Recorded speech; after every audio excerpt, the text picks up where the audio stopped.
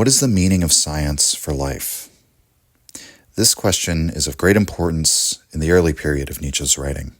And in some sense, we could say that his early period is preoccupied with understanding the relationships between a number of domains of human thought or activity: art, culture, the state, philosophy, and of course science.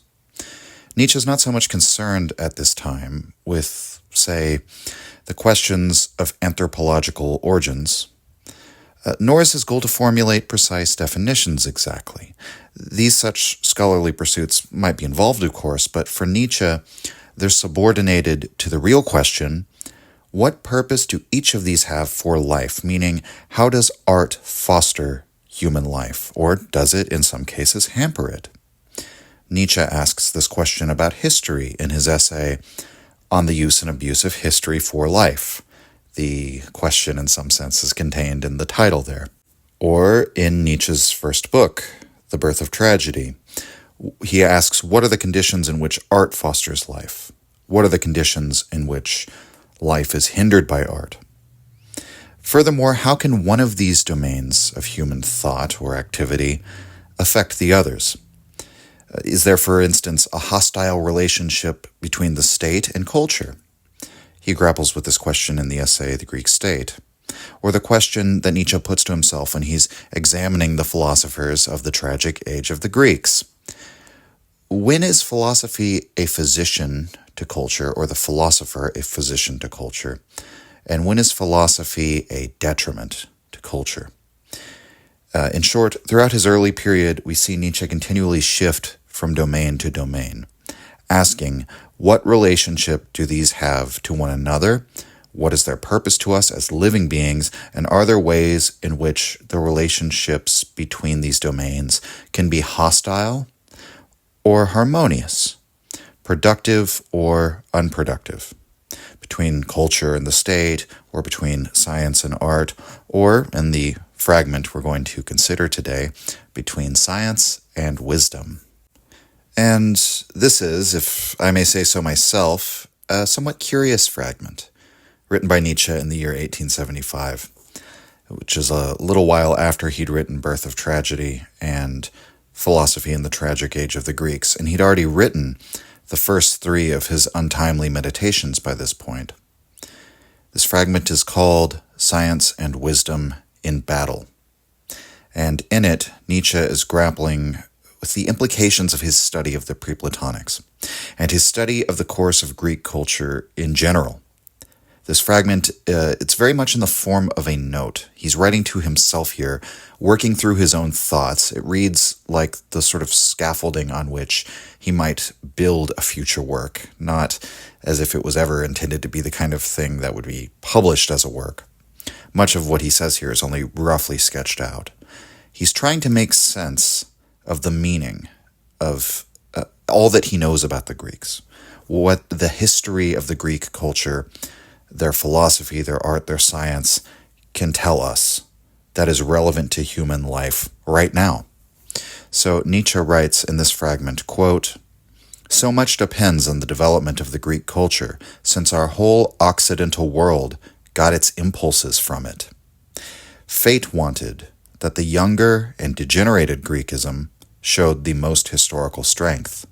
The older Greekism has always been judged wrongly. The younger one must be known exactly in order to distinguish it from the older one. There are still many possibilities that have not been discovered yet because the Greeks did not discover them. Others have been discovered by the Greeks and later covered up again. These philosophers proved the dangers of the Greek culture." End quote.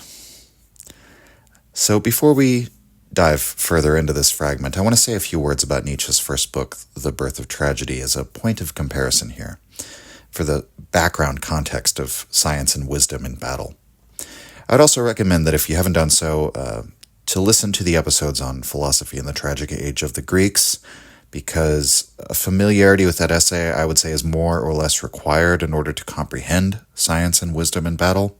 And it'll just be easier if you have a basic knowledge of the figures that are discussed in that work. Birth of Tragedy has as its undercurrent this underlying conflict between science and art.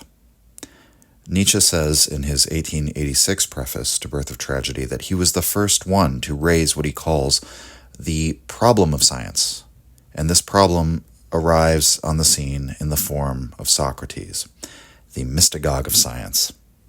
Perhaps the most striking thing about Socrates is that he places himself in opposition to art. It's Nietzsche's examination of that aspect of Socrates that constitutes one of the great insights of the Birth of Tragedy. That element of Socrates, it was always there in the dialogues of Plato, but Nietzsche finds a particular significance in this anti-artistic tendency, insofar as Socrates stands for a totalizing, moral, logical approach to life. Poets are to be expelled from his ideal republic. Socrates considers the orators and the rhapsodes to be unvirtuous people, or at least they're not the kind of people that should be lauded. They're simply possessed by an artistic mimesis, and they can be highly dangerous to the social order on that account. And so Nietzsche positions Socrates as an enemy of Greek tragedy, and he suggests it was the influence of Socratism on drama that pushed the zeitgeist toward, eventually, comedy. Tragedy depicted a world in which there was no inherent moral order, in which the noble man did not win in the end, but he meets his downfall. The New Attic comedy, on the other hand, confined the individual to a limited sphere of solvable problems, as Nietzsche puts it. So, Socrates is an optimist. He is a moralist. He has a theory of the ideal moral character, of the ideal society, of the ideal life. And so Nietzsche characterizes the story of Greek civilization as a war of the theoretic, the Socratic, logical, moral point of view, against the tragic, the fatalistic worldview. In Birth of Tragedy, the tragic culture is defined as essentially an artistic culture.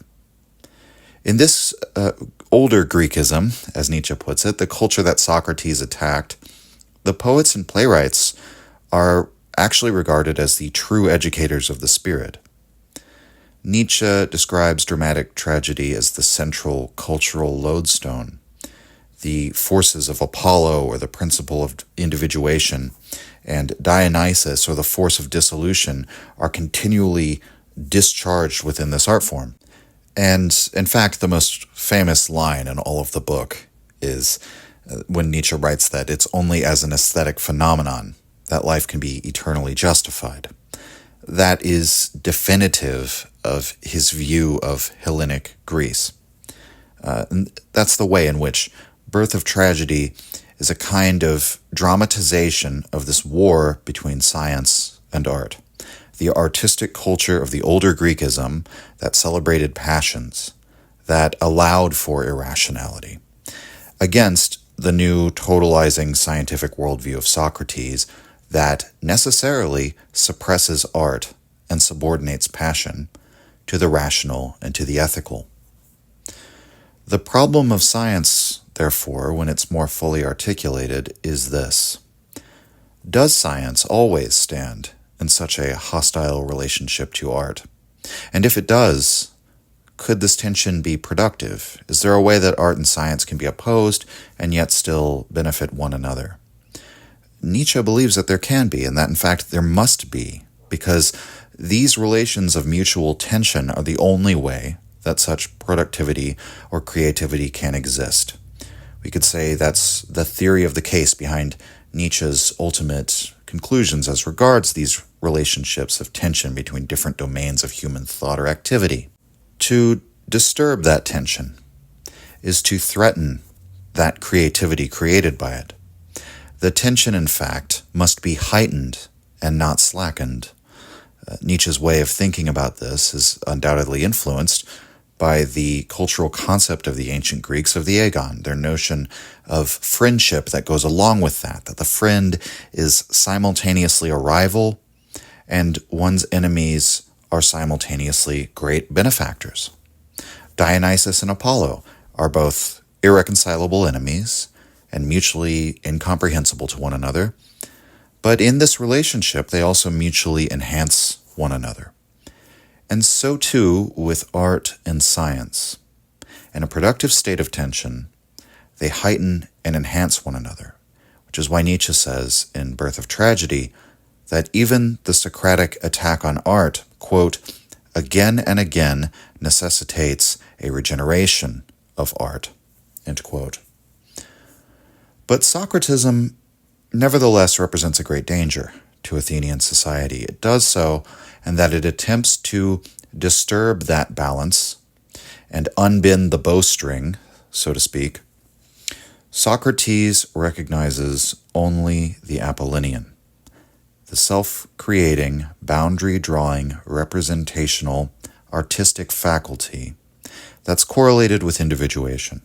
Socrates does not recognize the Dionysian, the natural, passionate, boundary-destroying force of dissolution. And it is not that standing for the Apollonian is bad in Nietzsche's eyes, nor is it that the Dionysian ought to have won and overrun and destroyed Apollo. In fact, Nietzsche writes in multiple passages in Birth of Tragedy that wherever the Dionysian was unrestrained in ancient cultures, it completely overwhelmed the society and led to their downfall. It is simply that Nietzsche sees a similar danger if the Apollonian tendency, the tendency encapsulated best in the dictate, know thyself, is allowed to become all-powerful. If the tension between self-knowledge and self-forgetting is put to an end, then the productivity will end. Greek culture will cease to be natural, vital, and creative. It will instead enter a period in which they become passive, theoretical, catalogers of past cultural achievement. That's what happens if the Apollonian is allowed to win, so to speak. And that is, in Nietzsche's estimation, exactly what happened.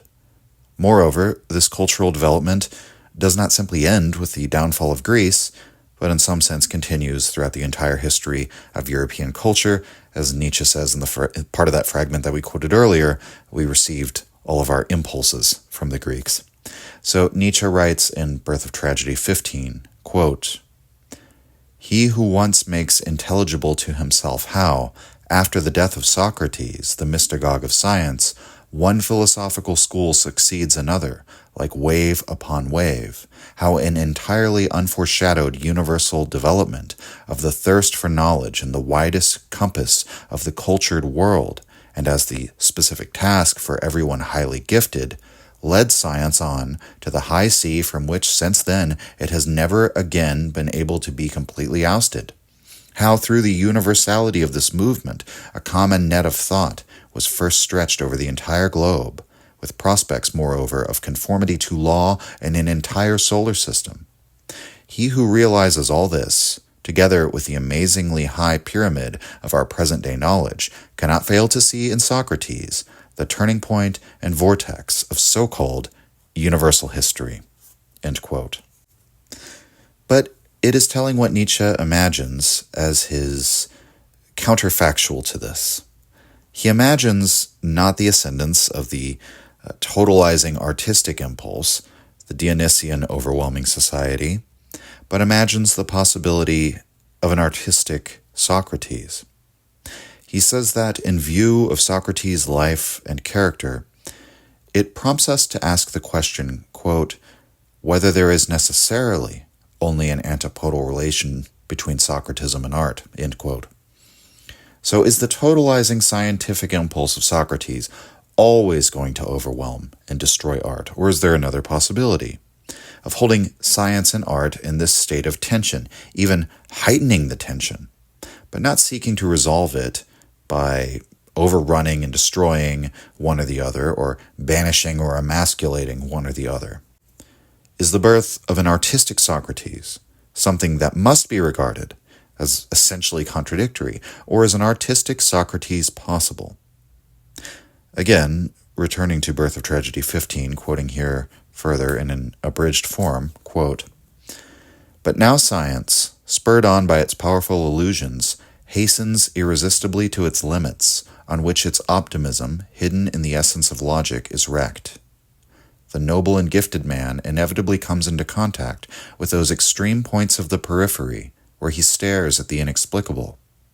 When he here sees to his dismay how logic coils round itself at these limits and finally bites its own tail. Then the new form of perception discloses itself, namely tragic perception, which, in order even to be endured, requires art as a safeguard and remedy. If, with eyes strengthened and refreshed at the sight of the Greeks, we look upon the highest spheres of the world that surrounds us, we behold the avidity of the insatiate optimistic knowledge, of which Socrates is the typical representative, transformed into tragic resignation and the need of art.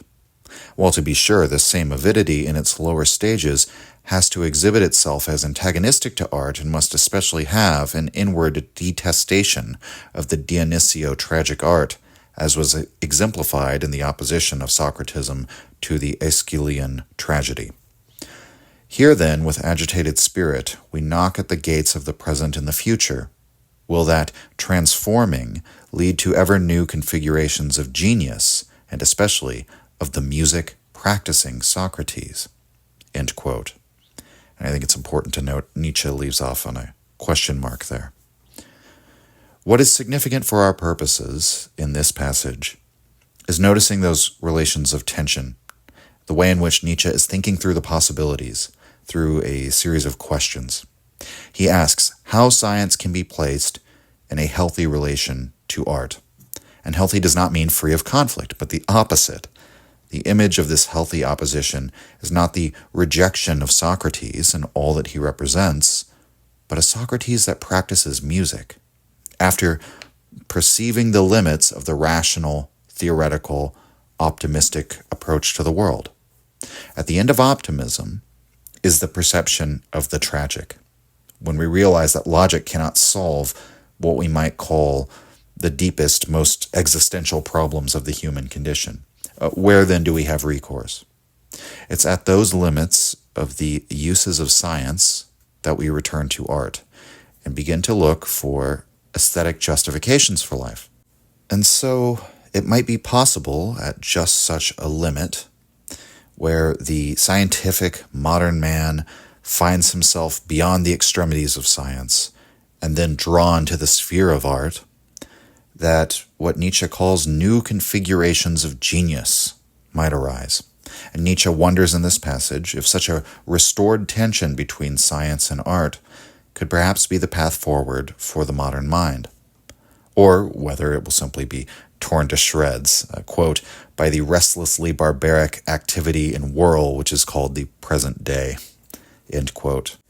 So with that bit of background, that little look into part of Birth of Tragedy, to define the territory, so to speak, we're now going to consider the fragment, Science and Wisdom in Battle. And I'd like to begin by looking at a paragraph near the end of the fragment, actually, that I'm going to quote from at length. But it's worth going over the whole thing because it most clearly conveys Nietzsche's project of understanding relationships of tension, and it powerfully suggests that his philosophical project is to set them into productive tension. And once again, he anchors this examination in his desire to make this tension beneficial to human life, that's the point of all of this. And so Nietzsche writes, quote, "There comes an hour for everyone when he asks with astonishment before himself, 'How does one live?' An hour when he begins to understand that he possesses a resourcefulness of the same kind that he admires in the plant, that twists and climbs and at last forces itself a little light and a little soil, and thus creates its own share of joy in an inhospitable soil.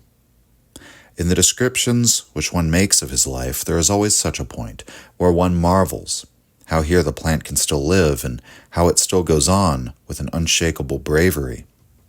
Now, there are lives where the difficulties have grown into enormity, those of the thinkers.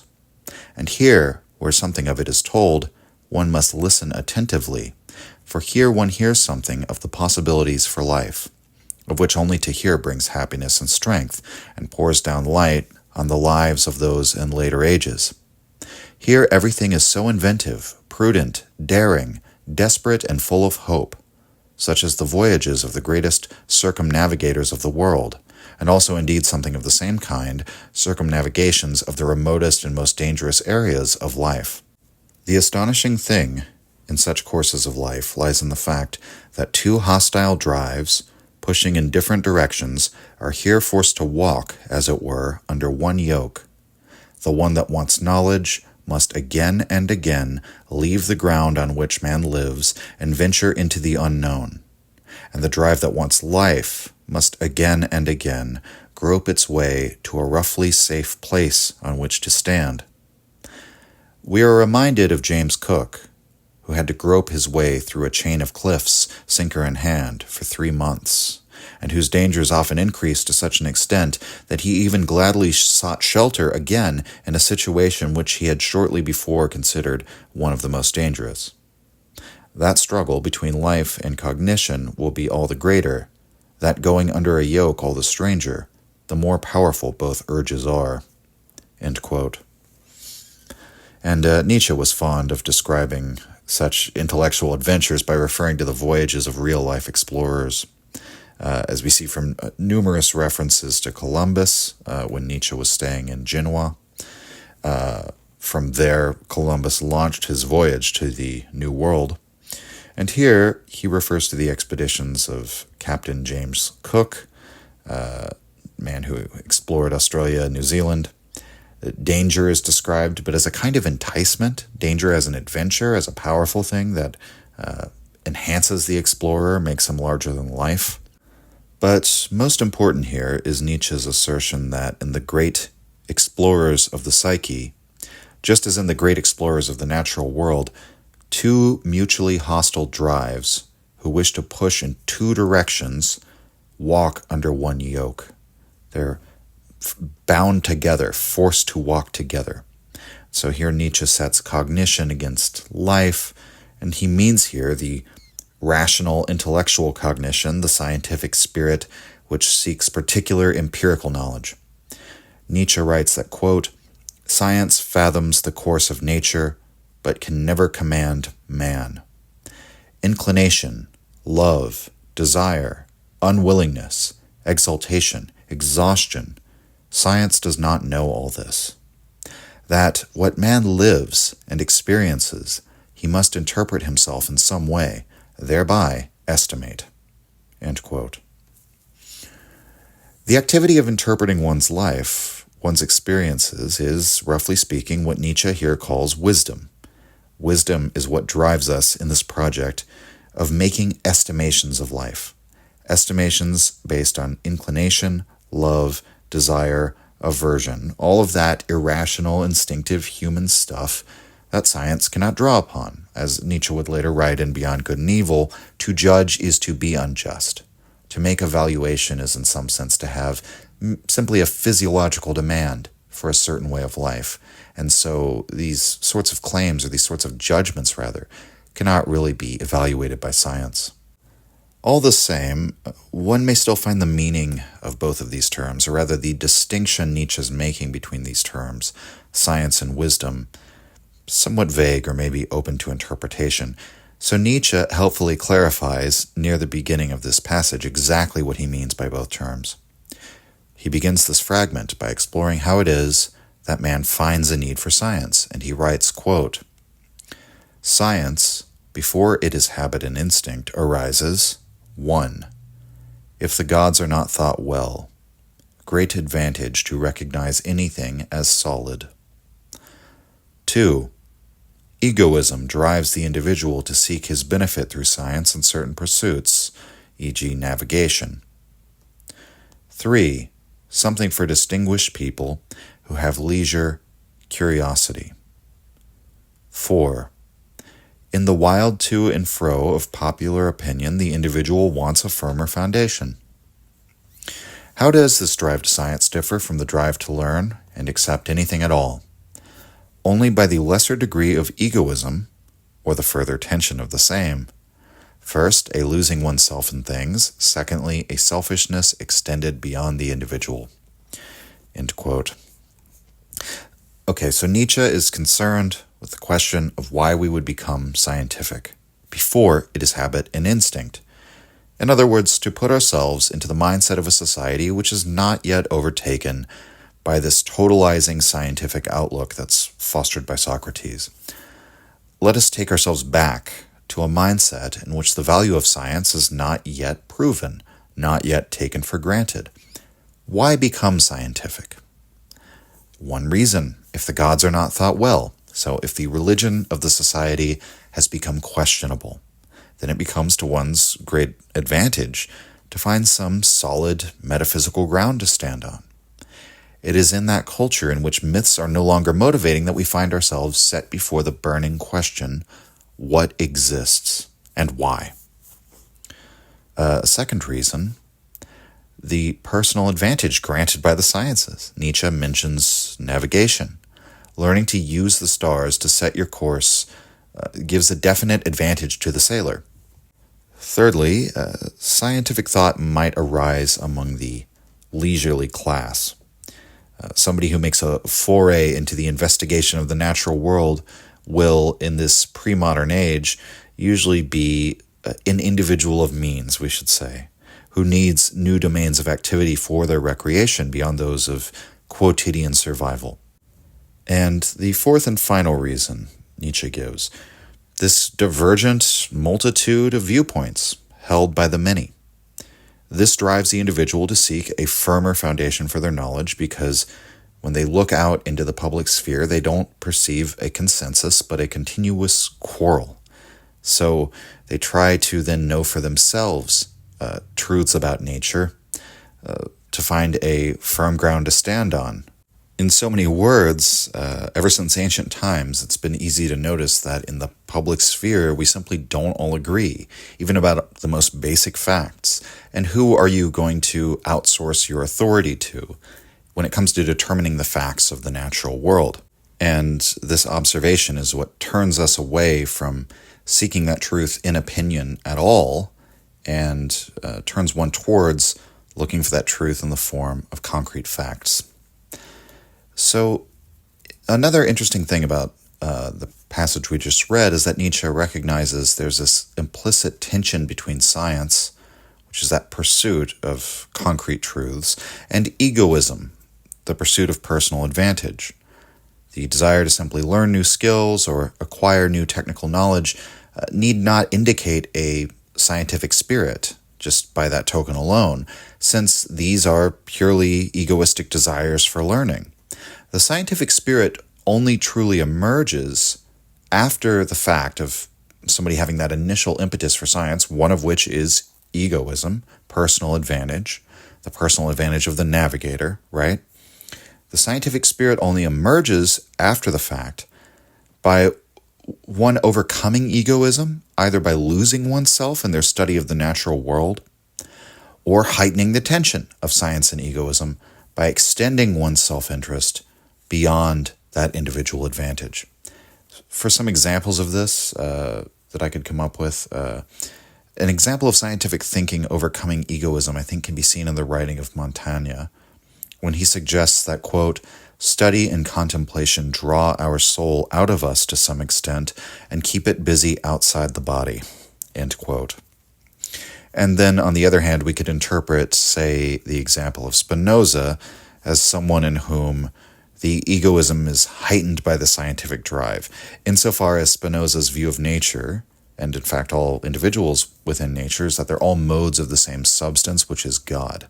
That by conflating all of nature, all of existence with my own self-existence, in a way I extend my egoism beyond that individual existence.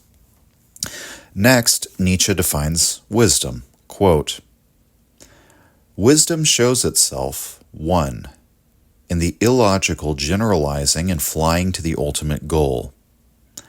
2, in the relation of these results to life. 3, in the unconditional importance one attaches to one's soul. One thing is necessary. End quote. This passage on wisdom is much shorter and I would say more enigmatic, and it requires a lot more interpretive work.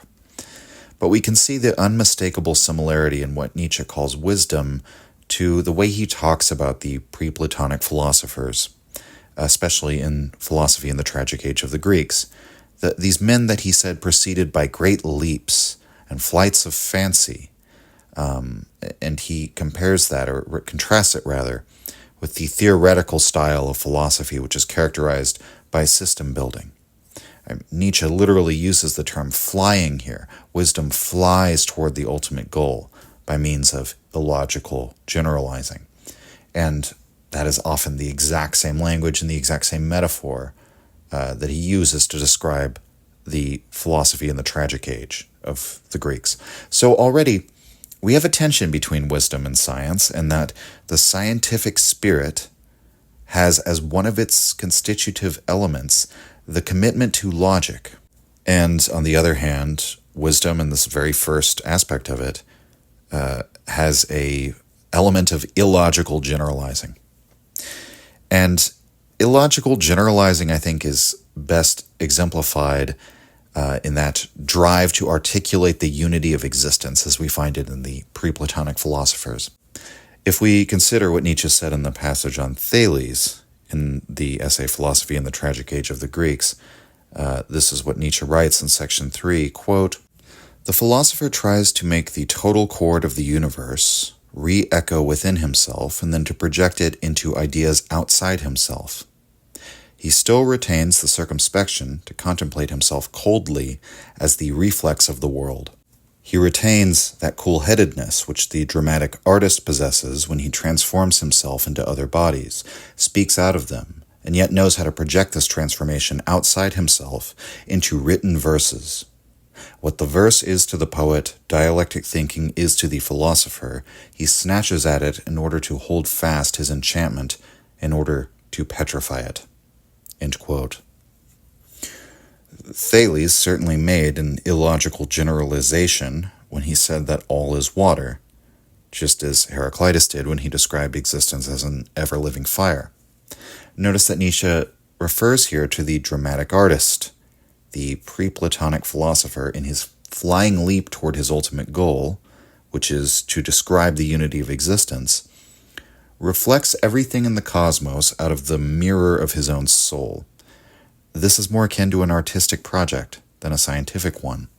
So continuing in the same passage, quote, "Through thus selecting and precipitating the unusual, astounding, difficult, and divine, philosophy marks the boundary lines dividing her from science in the same way as she does from prudence by emphasizing of the useless. Science, without thus selecting, without such delicate taste, pounces upon everything knowable in the blind covetousness to know all at any price." End quote. So it's worth bringing to mind here that the knowledge held by the philosopher is, as we render it in English, his wisdom, but the word that they used in ancient Greece, as Nietzsche points out in his lectures on the pre-Platonics, was useless. That was how the philosopher's wisdom was regarded by the average Hellene, which means wisdom is imprudent. It's not practical. And it's distinguished from science in this way by the very fact that wisdom is not as good at making distinctions as science is. It is more generalizing. We could say that in both of these faculties of wisdom and science, what Nietzsche is describing here could be classed under what we might call a drive to knowledge. I mean, a drive to knowledge definitely exists within these wise men, these pre-Platonic sages. But science is distinguished from wisdom as a drive to knowledge because it's ever concerned with the pragmatic and the practical, with the application of knowledge to craft and technique. Science, we might say, is delicate in its tastes. It specializes, it adjusts its vision down to the level of the smallest nuances and the smallest distinctions. Whereas wisdom is concerned with, quote, the unusual, astounding, difficult, and divine, end quote. And so wisdom, we might say, is a drive to knowledge that is not focused on any one specific aspect of existence, no one domain of existence. Wisdom is not characterized by any specialized field of knowledge about existence. Wisdom is a drive to knowledge about existence as such, the knowledge of which is rare, useless to most, absurd to the scientific logical mind whenever wisdom goes off on its illogical, generalizing flights of fancy. And since that kind of knowledge necessarily exists beyond the limitations of the scientific spirit, it allows itself the kind of artistic means of the illogical generalization. The entire project of naming the arche, the origin, the beginning of things, this project always partakes of such illogical generalizations. This kind of drive is always accompanied by the assessment of a very high value placed on one's own soul, as Nietzsche puts it. That one has a kind of self-legislatory faith in their own inner artistic mirror, so to speak.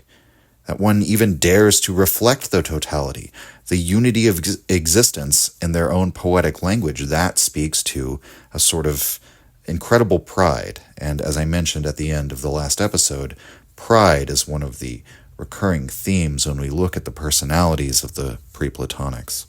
That pride is what allows them to let their drive of wisdom play freely and recast the entire world of phenomena in their own image, effectively. So why is such a thing valuable to Nietzsche? Well, yet again, it's because of, quote, the relation of these results to life, end quote.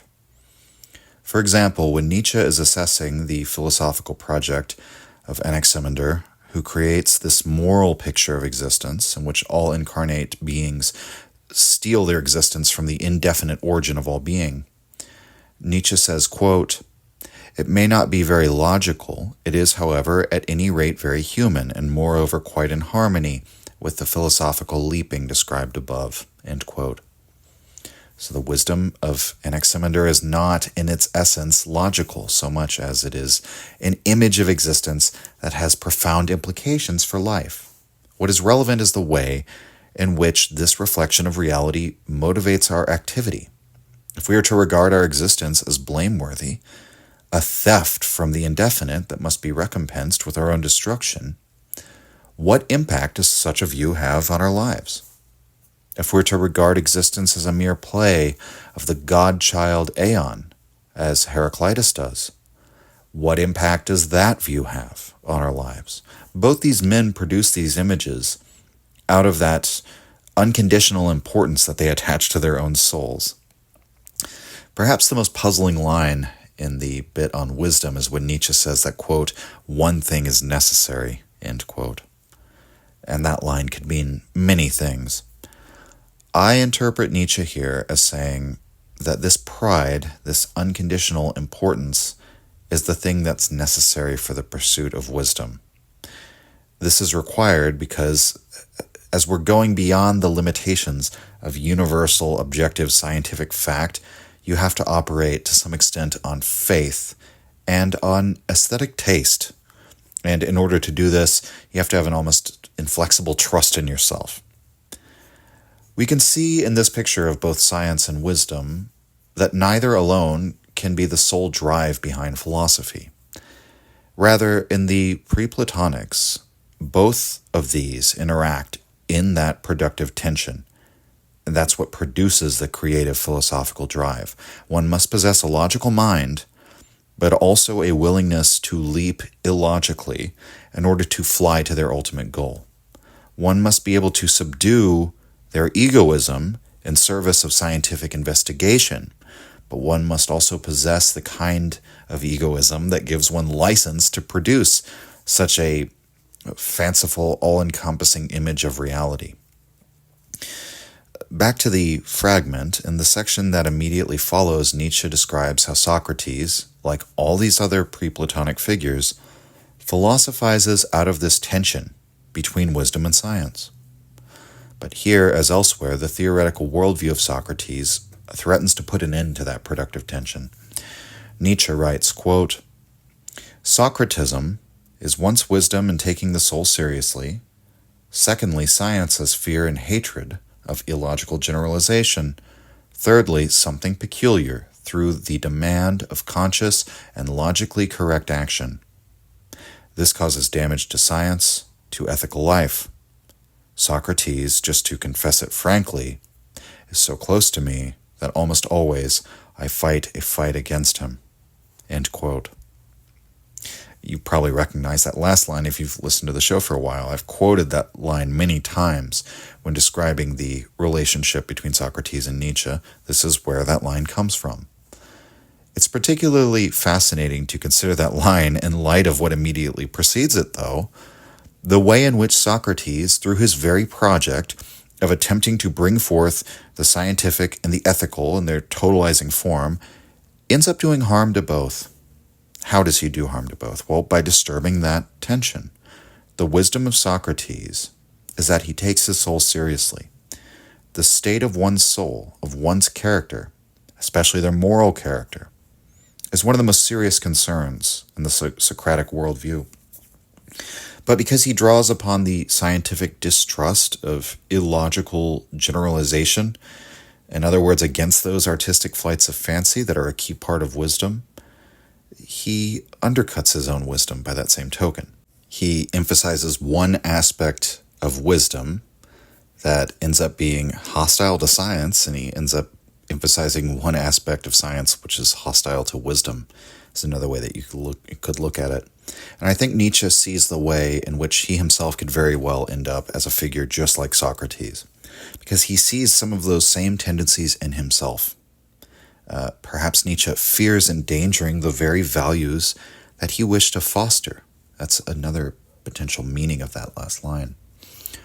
Nietzsche writes that Socrates overturns the entire project of the pre-Platonic philosophy, quote, at a moment when it had just come closest to the truth. This is particularly ironic, end quote. So Nietzsche argues that before the project of philosophy began in the tragic age, everything in the Greek world was painted over with myth and allegory.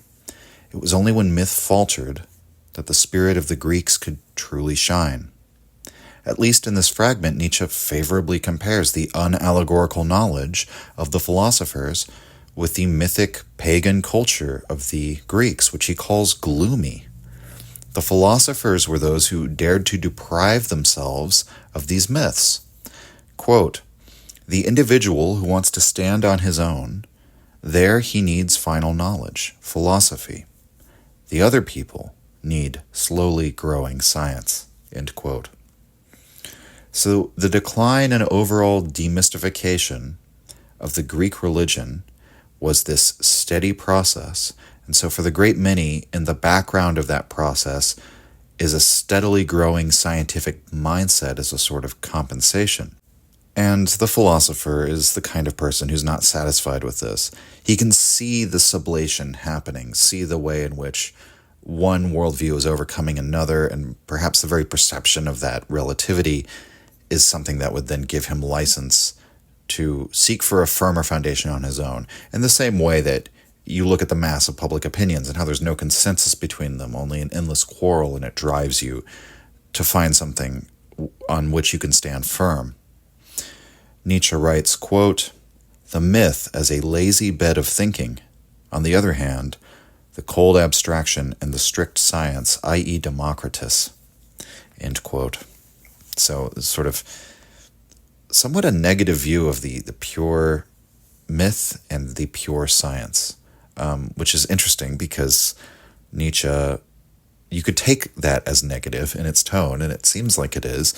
In other passages, Nietzsche seems to really have a great admiration for the Greek mythic culture, and he definitely seems to have a great admiration for Democritus. So somewhat fascinating. Again, perhaps he realizes the ways in which the tension is slackened maybe at either of those extremes. And so the philosopher steps out of his time, so to speak. He steps away from that entire process, that entire dialectic. He abandons the myth without embracing that purely scientific mindset. Otherwise, he would simply become another scientist, somebody without a desire to represent the whole of reality, which would be recognized by the pure scientist as an illogical project. Science discovers only particular facts via empirical methods, whereas the philosopher's wisdom, on the other hand, is part and parcel with the irrational and the artistic, which are elements needed in reaching his final knowledge, his image of existence. And so, I'm recapitulating for all of this just to say that Socrates, like all these other pre-Platonics, is also like this. It's simply that his irrational act of world creation, the unity of existence that he presents, is the rational world, the intelligible world of the forms, logical categories of existence, their highest being the good. That's the world that Socrates creates. It is, like all the other world pictures of the pre-Platonics, an artistic creation. Socrates perceives that man must either perish or become absurdly rational, as Nietzsche puts it in Birth of Tragedy. And so the absurdity, the illogic, and his whole image of the world as strictly intelligible, and the world of the senses as merely the delusion of the masses, that world is the work of Socrates' wisdom. It's a use of the philosophical wisdom that proves dangerous to society. And in fact, Nietzsche sees how the entire project of Greek philosophy shows what a dangerous force philosophy can be. Socrates is not excluded from any of this. In some ways, he's the extreme of that example by creating this logical worldview. But he does so not as part of that steady march of science overcoming myth. He does it by an untimely, illogical generalization, quite frankly. The illogical generalization that the entire world is logical and intelligible. Further down in the fragment, Nietzsche writes, quote, "The older Greekism revealed its powers in the series of philosophers. With Socrates, the revelation breaks off. He tries to generate himself and to reject all tradition. My general task, to show how life, philosophy, and art can have a deeper kinship relationship without philosophy being shallow and the life of the philosopher becoming mendacious. It is marvelous that the ancient philosophers could live so freely without becoming fools and virtuosos. The freedom of the individual was immeasurable." End quote. So once again, there's a centrality of that, the relationship of tension between these different domains, and Nietzsche posing the question to himself how that relationship can serve life. Philosophy and art placed into a kinship relation. And again, that indicates a relationship of rivalry or mutual struggle, not a sedate sort of kinship. It might be helpful to employ the language used in Homer's Contest to understand maybe one of the key differences between a productive and an unproductive struggle. A Wettkampf means literally a betting competition. This is usually translated simply as competition or contest. It's the word used in the title of Homer's Contest. And it signifies the agonistic competition between friends with a nevertheless sort of loving and fraternal relationship that undergirds that competition. That is distinguished from the Vernichtungskampf, which we could call a total war or desire to wipe the enemy from the earth. It literally means a war of extermination. So productive relationships of tension would be in the category of a Wettkampf. If it turns into a Vernichtungskampf, the likelihood that the balance between those two forces will be upset or that one will be completely destroyed by the other becomes extremely high, because then that's what their aim is, to destroy one another. The problem with Socrates is that he wages a Vernichtungskampf of science against art, science against wisdom, science against culture, science against the state. All must be suppressed, subordinated, or uprooted. So what was before a productive competition between these domains of human thought or activity becomes a war of extermination. And that's what overturns the entire productive project of the tragic philosophers. and initiates that conflict between the theoretic and the tragic. The artistic Socrates that Nietzsche hypothetically puts forward in Birth of Tragedy would be a Socrates who instead continues to play at the Wettkampf, more of a brotherly rivalry between the theoretic and tragic. Quote, "In the whole world, gradualness prevails. With the Greeks it goes fast forward, thus also terribly fast downward. When the Hellenic genius had exhausted its highest types, the Greek sank the fastest. Only once an interruption had to occur, and the great form of life could no longer be filled. Immediately it was over, just as in tragedy. A single powerful crosshead like Socrates, there the rupture was incurable. In him the self-destruction of the Greeks takes place. I think it makes sense that he was the son of a sculptor. If once these fine arts could talk, they would appear to us superficial. In Socrates, the son of the sculptor, superficiality came out." End quote. So sculpting is an Apollinian art form. In some sense, it's the ultimate Apollinian art form. It's pure representation, and representation not in the form of lyrical verse, which may require some of your own imagination, nor is it in two-dimensional painting, which does not fully bring a figure into reality. Sculpting brings a physical three-dimensional form into existence. And in a way, it's more real than the real, because unlike living beings, the sculpted form endures as a fixed shape, held fast in time, that remains ever the same across generations. Socrates is the son of a sculptor, and if an avatar of the art of sculpting could talk and think, he would say the things that Socrates said. Life is only an underlying form. It is only the categories and grammatical rules of thought. It is only coherence. It's persistence, stasis of a fixed image, in which every representation is captured and held fast by the mind. This is superficial. It's not actually depth of thought, to make rational thought the unity of existence as Socrates does. And that's because the ego consciousness is only the surface and skin of our being, in Nietzsche's view. True depth would be to come to an understanding of life that takes account for the irrational, the natural, and the instinctive. So I think it's actually a rather brilliant passage to tie the problem of Socrates to the fact that he's the son of a sculptor, which I don't think Nietzsche makes that critique anywhere else in his work. Quote, "The Greeks were with Empedocles and Democritus on the best way to correctly assess the human existence, its unreasonableness, its suffering. They never got to that, thanks to Socrates.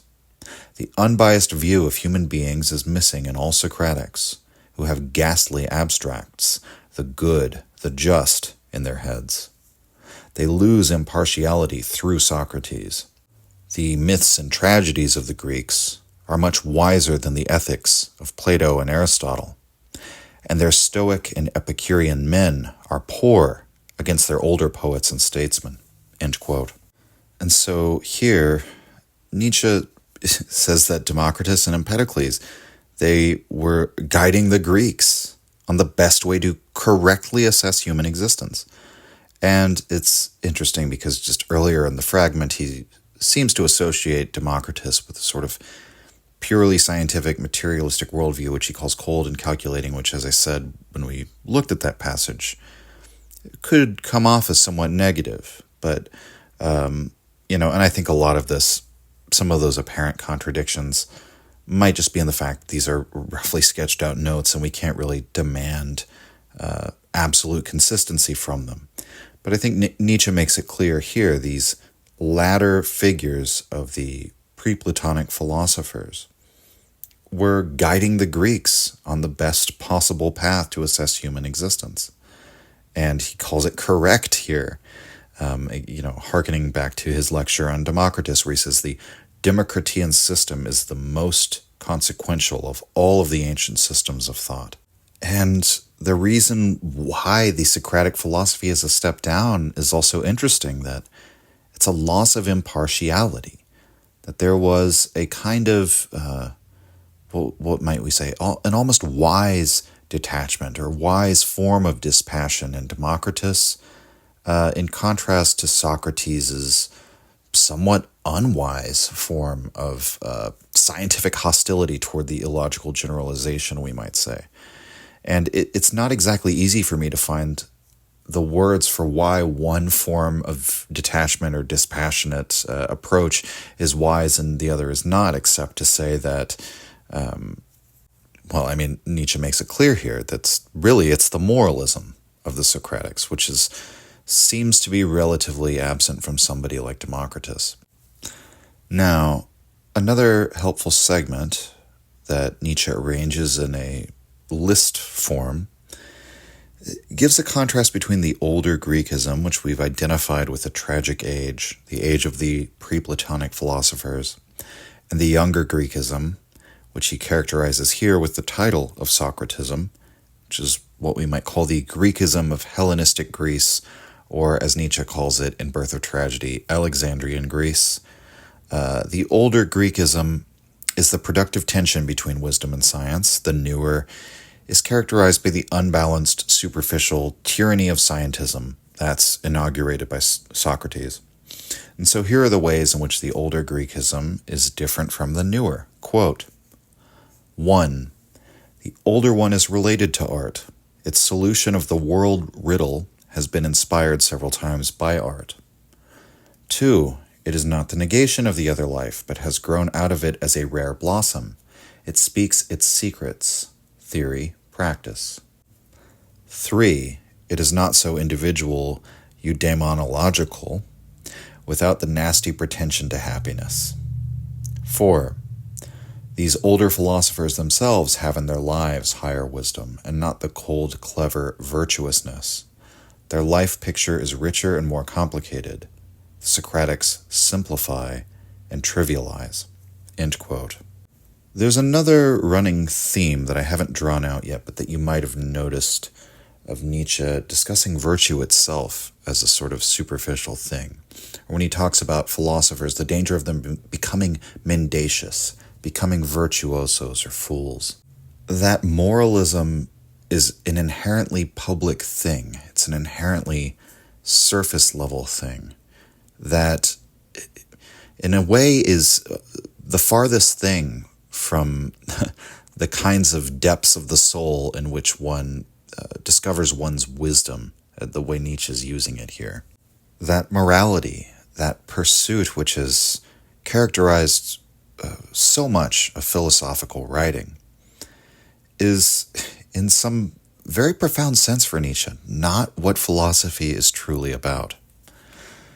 Now, we may recall in the essay, Philosophy in the Tragic Age of the Greeks, the ways in which the pre-Platonic philosopher in Nietzsche's characterization draws on the powers of art, the power of science, the power of religion. All of those elements are required, but no one element is the definitive aspect of philosophy. Because that form of philosophy, the practice of philosophy that comes out of the older Greekism, is not interested in simplifying life, reducing it down to one of those aspects, one of those approaches. The way that, for example, Socratism is interested in doing with science, with the theoretical approach to life. The pre-Platonics, on the other hand, are these rich, complex characters in whom multiple opposing drives walked under one yoke, as Nietzsche puts it. So the fact that they all produce an image of a unity of existence, I think, gives us the best articulation of Nietzsche's conception of making two opposing drives walk under one yoke, or, as he would later talk about it, giving style to one's character, or of being a commander and self-legislator, to organize and direct one's competing drives or impulses, which necessarily means to harness the tension between them toward a definite end, whatever the ultimate goal of one's knowledge might be. These figures are tragic. They don't come with the pretension that their ideas are a way to the happy life either, or to the idealized society. That's what Nietzsche, I think, invents a word here, eudaimonological, the study of eudaimonia, right? The study of how do we achieve the good life or the happy life. These figures are not concerned with that so much as Socrates is. We could say that in a way, that question is the central driving question behind all moralism and all philosophy in pursuit of that moralism. But it doesn't characterize this earlier form of philosophy. And so they draw upon art, they draw upon wisdom, they don't just draw upon science, and they don't stand in negation to the way of life that births them. That's another key point. The philosophers of the tragic age don't emerge in order to wage war against the tragic age, or against we might say, the unallegorical, unmythological philosophers don't emerge to make war on the Greek myths and to make war on the use of these allegories for explaining life. In fact, they sometimes use those allegories to make their point.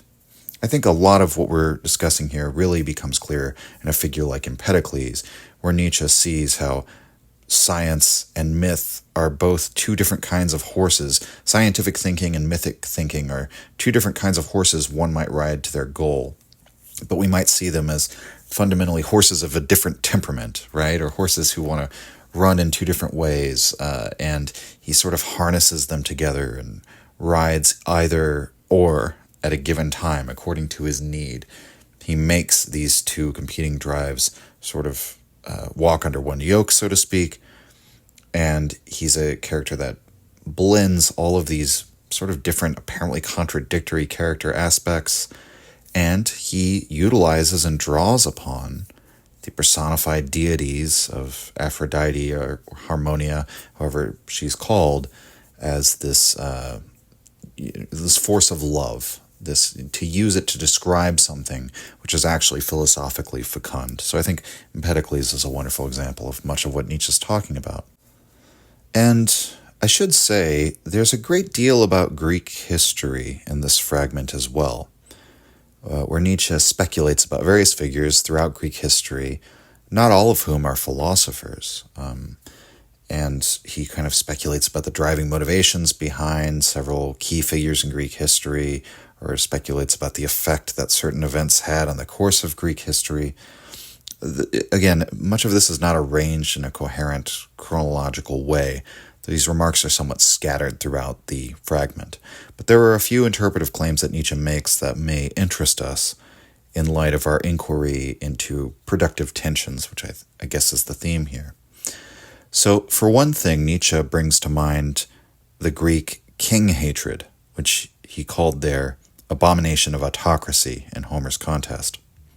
Part of the reason why Nietzsche marvels at the freedom by which the philosophers lived is that one could arguably interpret Nietzsche as holding the belief that the Greeks needed the agon as a restraining mechanism in their society, first and foremost, that the ongoing mutual competition strengthened them all, but also moderated them all.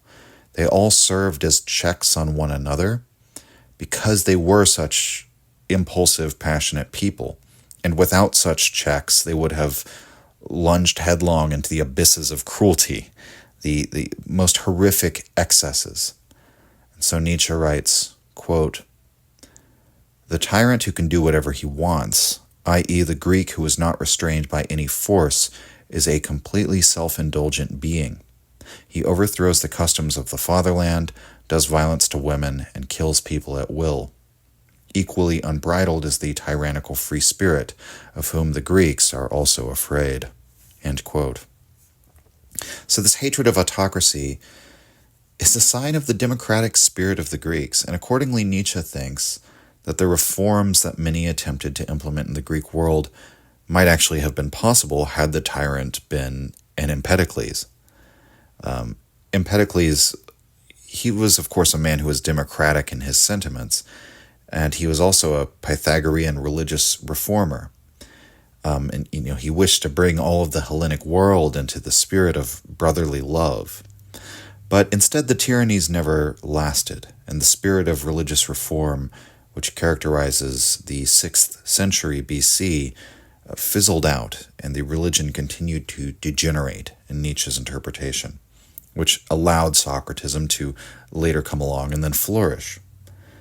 Perhaps surprisingly, though, Nietzsche's not writing negatively about democracy in this passage. The mutual check on power might be one of its advantages, assuming, of course, that the people in question are the extraordinary Greeks. They are the ones who are mutually checking each other's power. I guess you could say that part of Nietzsche's problem with modern democracy is the superficiality and small-mindedness of the average person, in his view. And so, of course, the extraordinary Greeks would be able to overcome that problem. Interestingly, Nietzsche treats the Peloponnesian War as a tragic event in this text. He writes, quote, "How terrible it was that the battle had to break out between Athens and Sparta. This cannot be considered deep enough." End quote. As for why Nietzsche writes this, I think we could compare the situation to the Franco-Prussian War and Nietzsche's interpretation of that struggle between two nations of his time. The Germans had once held the greatest artistic and cultural capital in the European world. Throughout the 1700s, the Germans were the preeminent artists and musicians and poets, and the France of the 1700s, meanwhile, eventually produces the French Revolution, Napoleon, and the Napoleonic Wars. The French become a people of martial quality. By the time of the Franco-Prussian War, however, Germany had lost its cultural capital and become a martial people. The roles sort of began to reverse. Accordingly, Nietzsche always writes of the German culture as a motley collection of foreign customs and improperly integrated past achievements. He says that the Germans of his day belong to the past and to the distant future, but in the present day they are complete cultural barbarians. Nietzsche remarks that it is as if the Germans are spending all of their societal energy now on militarism and have abandoned culture. And so that's perhaps why Nietzsche sees a tension between culture and the state in the first place, because he perceived that tension in Germany. So by the time the Germans handily defeat the French in the Franco-Prussian War, the French have become, by far, a more culturally rich people. And so the reason for going into all of this is because there's perhaps a parallel that can be found in Athens and Sparta, again, from Nietzsche's point of view. The Athenians, Nietzsche argues, were not really the cultural apex of Greek society, as they're often said to be. Nietzsche writes, quote, "Just think how unproductive Athens was for philosophy for a long time. Pindar would not have been possible as an Athenian.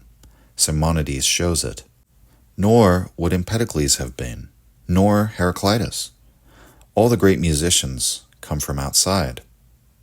Athenian tragedy is not the highest form one could think of. The heroes of it lack the Pindarian too much."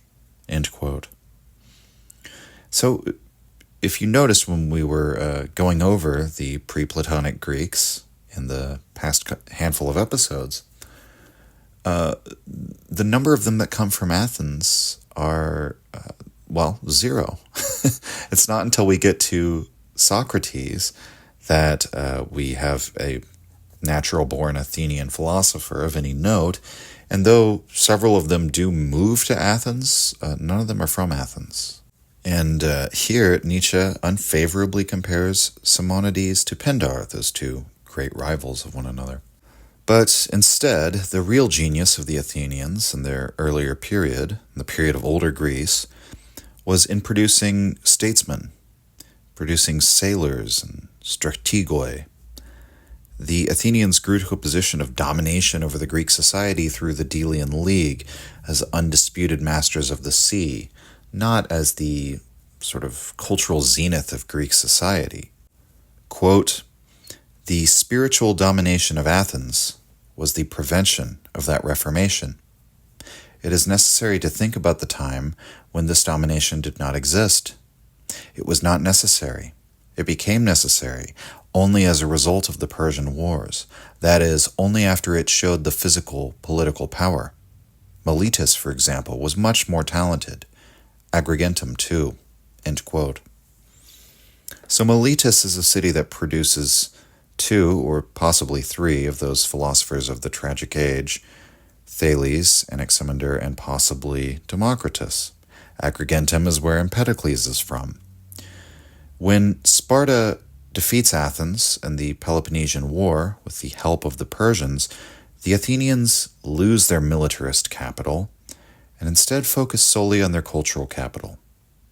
But given how Nietzsche assesses the Athenian culture up to that point, he thinks that's a kind of disaster, especially because immediately after the period of the oligarchic domination of Athens, following their loss to Sparta, what happens next? Well, the age of Socratism. This is the Athens that culturally dominates Greece, the Athens of Socrates and Plato and the Academy. And so Nietzsche here prefigures his comments from the preface of Beyond Good and Evil, when he suggests the reason why Plato could not fulfill the role of reformer and redeemer of Athenian society is because he was, quote, distracted by Socrates, end quote. And he writes a sentence that hints to us not of a complete thought of Nietzsche's, but an unfinished project. The sentence, quote, attempt to characterize Plato without Socrates, end quote. And unfortunately, I don't think he ever really developed this idea, since I don't recall ever coming across such an attempt in Nietzsche's work. But that's all to say, this harkens to mind that Nietzschean musing that perhaps Plato is corrupted by Socrates after all, or as he puts it here, distracted by Socrates. Following this section of the Fragment, Nietzsche once again lists off the 8 main figures of pre-Platonic philosophy. But first, he brings up Mimnermus and Pindar, 2 poets, to describe the sort of poetic, tragic spirit of the Hellenic world, we might say the soil out of which these philosophers grew.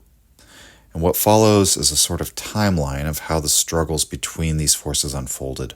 It's Nietzsche's interpretation of the whole story of the tragic age of the Greeks in the form of a bullet-pointed list, which is actually very helpful, even though it's just sort of a rough sketch.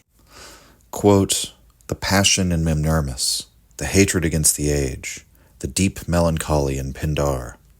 Only when a ray comes from above, human life shines.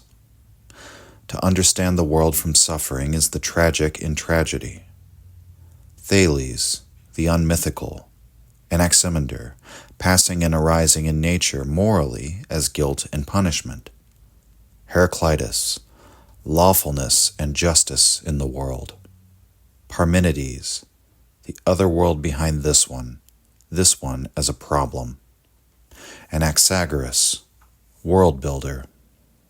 Empedocles, blind love and blind hate, the deep unreasonable and the most reasonable of the world. Democritus, the world is completely without reason and drive poured together. All gods and myths useless. Socrates, there remains nothing but I myself. Fear for oneself becomes the soul of philosophy. Plato's attempt to think everything to the end and to be the redeemer. End quote. So these relations of tension are perceptible in various places in this story. We can see in Thales, myth defeated by wisdom. In Parmenides, the senses in tension with logic. In Empedocles, we have the illogical generalizations of wisdom, placed within a scientific, reasonable mind. In Democritus, we have the most rigorous necessity ruling over the world, but with none of the teleology of Socrates or the moral order suggested by Anaximander. In Democritus, we have perhaps the greatest heightening of that tension so far, the most consequential expression of a world image, illogical, but in how it dares to encompass the whole world within this atomistic reality governed by chance, but scientific nevertheless in its commitment to logic and the most disciplined in its economy of principles. Nietzsche explains this in another fragmentary note. This one is from 2 years prior in 1873, and this is for his notes for the continuation of philosophy in the tragic age of the Greeks, as that essay was never finished. It goes unfinished before it reaches Empedocles and Democritus.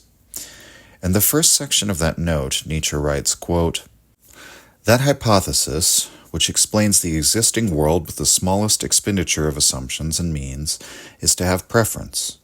For in such a hypothesis is to be found the least amount of arbitrariness, and in it free play with possibilities is prohibited. Should there be two hypotheses which both explain the world, then a strict test must be applied as to which of the two better satisfies that demand of economy. He who can manage this explanation with the simpler and more known forces, especially the mechanical ones, he who deduces the existing edifice of the world out of the smallest possible number of forces, will always be preferred to him who allows the more complicated and less known forces, and these moreover in greater number, to carry on the world-creating play." End quote. So, my reading of this is that Democritus is the height of this productive tension. Nietzsche says in that same note when describing Democritus that he gives us, quote, "the greatest possible simplification of the hypotheses," end quote. So he's supremely scientific in this way, and yet this is not a scientific drive of the same kind of that of Socrates that overthrows wisdom and indeed overthrows or attacks all other possible domains of human thought and activity. Democritus makes the illogical generalization, the flight of fancy necessary to, quote, "carry on a world-creating play," end quote, but he does so with the greatest economy of forces. In the wake of this, Nietzsche's description of Socrates is perhaps one of the most biting in Nietzsche's entire corpus, as far as the criticisms of Socrates go. The fact that his philosophy expresses a fear for oneself. That's basically how he describes Socrates in the list we just looked at, that all that remains for you to hold on to in this meaningless, unteleological world of matter is your own self. But the self in what sense? It cannot be the body, the fleeting physical form. That would be a terrifying thought. And so it becomes one's character, one's soul. That's what becomes the thing of the highest value for Socrates. And so the implication here is that the Socratic moral obsession comes out of a fear for how to preserve one's soul somehow. Perhaps it can be done through right and virtuous action. And Plato, as a systematizer, consequently cannot redeem the Greek culture because that moral idea of Socrates infects his system building. It distracts and possesses him. As Nietzsche says earlier in the note, Socrates is the tragic end of tragedy itself. But this downfall for the Hellenic tragic culture by no means sours Nietzsche against it. He writes in one of the last paragraphs of this fragment, which I will quote in full, quote, "I am therefore not weary of placing before my soul a number of thinkers, each of whom had that incomprehensibility about him, and must arouse that wonderment, how he found his very possibility of life. The thinkers who lived in the most vigorous and fertile period of Greece, and the century before and during the Persian Wars. For these thinkers discovered beautiful possibilities of life, and it seems to me that the later Greeks have forgotten the best of them. And what nation could say until now that it has rediscovered them? Compare the thinkers of other times and other peoples with the series of figures that begins with Thales and ends with Democritus. Nay, place Socrates and his disciples and all the sectarian heads of later Greece beside those ancient Greeks. I see no distorted and desolate figures among them, no penny-pinching faces, no fleshed-out desert hermits, no fanatic whitewashers of present things, no theologizing falsifiers, no depressed and pale scholars. Although the germs are there for all of this, only an evil breeze needs to come over it, and all the weeds are in bloom. I also do not see those among them who take as so important the salvation of their soul, or the question, what is happiness, that they forget the world and the people in it. Who could rediscover these possibilities for life? Poets and historians should brood over this task, because such people are too rare. Rather, one should not give oneself rest until he has recreated their pictures and painted them 100 times on the wall.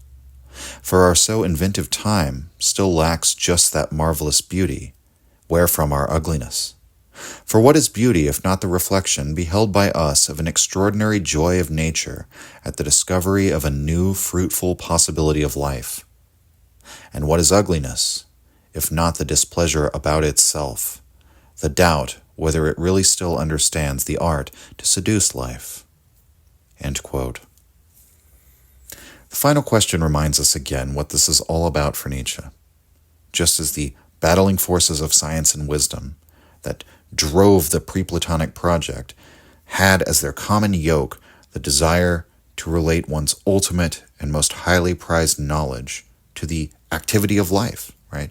To render this unity of existence, but to do so out of a unabashed faith in one's own soul, and in order to produce something which has relevance for life. Nietzsche sees the battling forces of Socratism and the older Greekism as something that the modern person can use for the same purpose. The study of these pre-Platonic figures is first and foremost a seduction to life, because their thought and their character somehow suggests a marvelous beauty to us even across the centuries and millennia.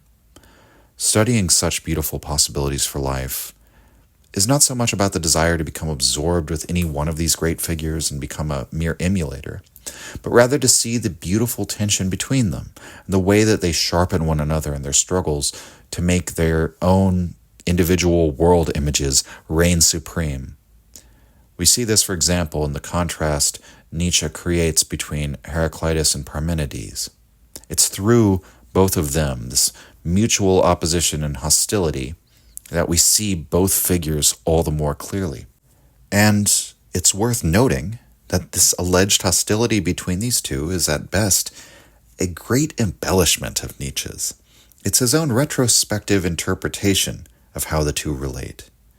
But that reveals something very valuable about the undercurrents of Nietzsche's thought, and how his examination of the tragic era philosophers and the Socratics who came after them has a far-reaching significance for him.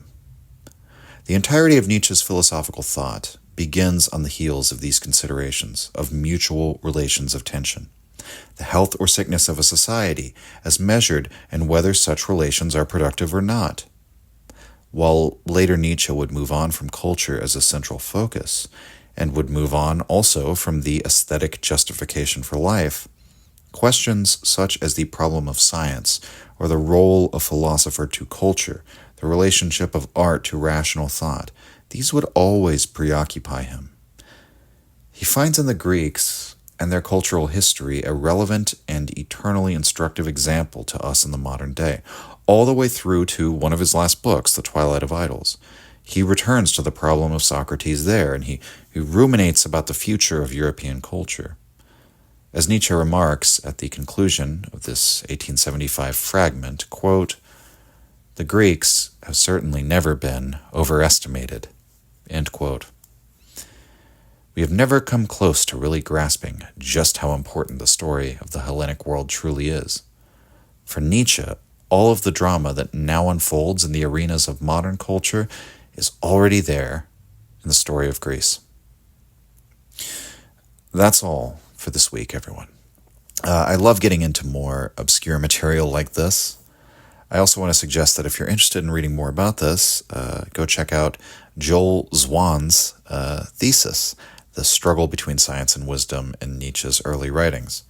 When I set out to analyze this fragment, and I went and reread the fragment, and then I went and I read the note for continuation of Philosophy in the Tragic Age of the Greeks, and then I just recently reread a couple of the Untimely Meditations, and I was trying to organize my thoughts on all of this, and I found Zwann's thesis, and it was a very helpful source, mainly, once again, for pointing me to a couple of citations in Nietzsche's work, and he got me thinking about relations of tension, which is a phrasing that Deleuze used in Nietzsche and philosophy. Deleuze was also a very helpful influence on interpreting this as well. Next week, I'm going to talk about another one of Nietzsche's interpreters beyond Deleuze, though. This time it's going to be somebody who's much more critical of Nietzsche. In fact, it's one of the most serious challenges to Nietzsche's entire project. So join me next week when we take a look at an essay by René Girard and discuss Girard's criticism of Nietzsche. Hope to see you then. Signing off. If you enjoyed the Nietzsche podcast or found it helpful, you can visit us and support the show at patreon.com/untimely-reflections. The link is in the description. Or just share the show with any of your friends that you think might enjoy it or on social media. Thank you for your support.